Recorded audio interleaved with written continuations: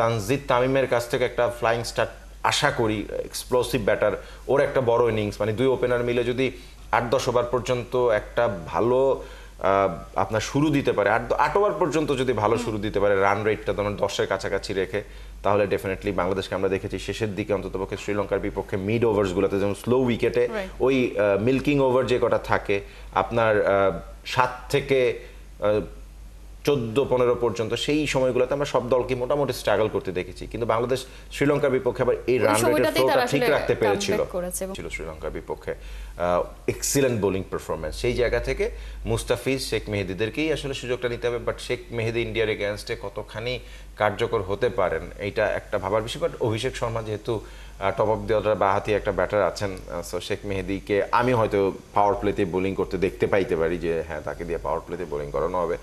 সবকিছু মিলিয়ে আমার কাছে মনে হয় যে বাংলাদেশ দলকে গোটা দল হিসেবে খেলতে হবে। সাইফ যেভাবে ব্যাটিং করেছেন শ্রীলঙ্কার বিপক্ষে খুবই চমৎকার, উইকেট পড়তে দেন নাই। Towhid Hridoy back on form, one second Towhid Hridoy এটা 37 বলে 54 যদি ভুল না করে থাকি,